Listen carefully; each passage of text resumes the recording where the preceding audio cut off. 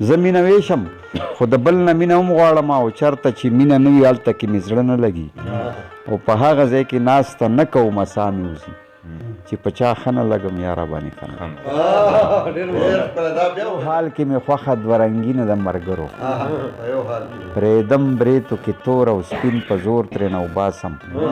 او چې کله په مقدار کې سپین د تورو نه سیوا شول نو سپین به پکې وي او بیا به تور ترېنه وباسم. اعوذ بالله من الشیطان الرجیم. بسم الله الرحمن الرحیم. د مشال ټي وي قدرمنو کتونکو ډیره موده پس حمیدالرحمن همدرد یو ځل بیا د محترمو او معززو شاعرانو او ادیبانو سره تاسو ته د کابل ګالوچ د هدایت الله قاضي صاحب د حجرې نه مخاطب یم. په دې پروګرام کې به د ټولو ښاغلو شاعرانو کلامونه ریکارډ کولی شي چې په وار وار به د مشال ټي وي نه شعر کیږي. د ګڼ شمېر چاپ کتابونو څښتن څوک چې د هېڅ تعارف محتاج نه دی نوموړي سراج الدین سراج صاحب ته بلنه ورکوم چې ستاسو سره خپل خوندور کلام شریک کړي. د ټولو ناول خو د هدایت الله قاضي صاحب ډېر زیات مشکور یم چې دا بنډار یې را جوړ کړو دا ګل ګل ملګري یې راوبلل چې زما راتلو ته دومره خوشحالېږي ګرانه زه به د چړو په څوکو درشم او ته چې ما پوخلا کوې څومره مزه کړي کله کله درنه زه کمره ورشم. قطعې مې شروع کړې بس قطعې به جاري وساتم.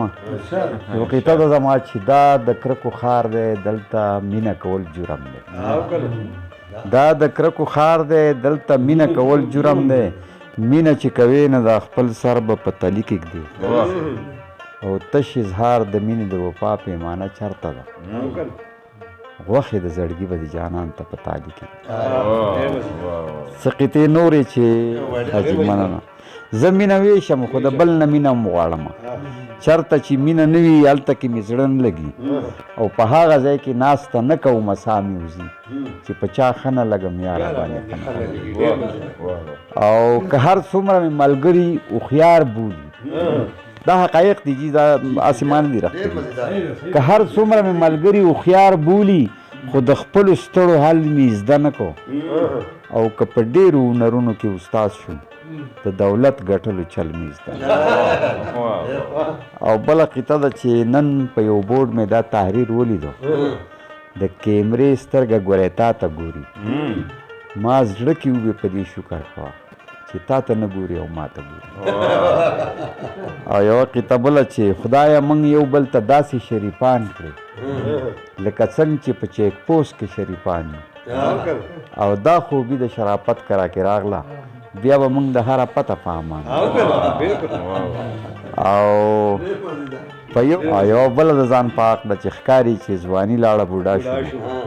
نرم خوراک سخت را باندې ولګي او ځان باندې چې ډېره خواري وکړمه ښکلی شم خو وخت را او برېت مې تور دي خو د سر ویښته مې سپین دي زما برېت زما د سر نه کشران دي او مودې وشوې زه لا هغسې ماشوم یم پامزولي مې زما نه مشران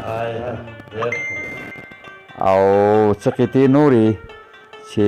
تونه څه په چله و په هنر یې پیزواني کړې په ځان یې پوهه نه کړې خو حیوان یې درنه جوړ کړو او اوس غټې غټې مه وایه د بل پر رضا ژوند کړه وحدت دې شه پاره پاره ګلخان یې درنه او د خپلو ملي ګټو د ګټلو چل یې نه زده چې چا په ځان پسې کړل نه د هغو سره ځي او ځانونه تاواني کړي پښتانه د بل په ګټه واده د سدوزو یو ګډېږي مدوزي او هغه روب دبدبه یې پاتې نه ده پردي جنګ کې په خپل کور کې تاواني شو او پښتون اوس د چا جواب کولی نه شي ازمری په چړیاګر کې پیزواني شو. او یو بله قطعه ده چې لکه دنګه ونه بره بره مزه چې نه سوری چاله ورکې نه میوه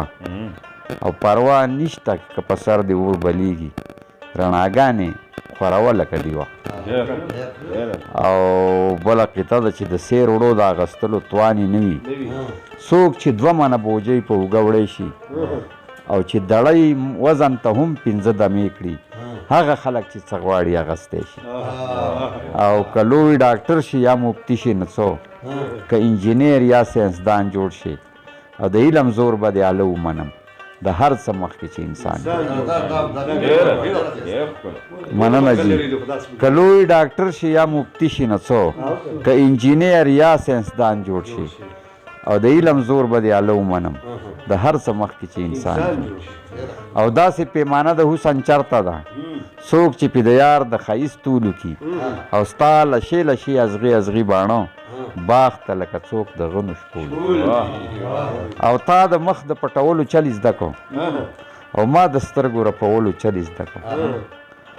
او موږ په چل چل کې په سترګو کې جانانه د اغیار د غولولو چل زده او څه قطعې نورې درته ووایم که نه یو نظم به درته ووایم یو دا قطعه ده چې نتیجه د غلطۍ فطري عمل دی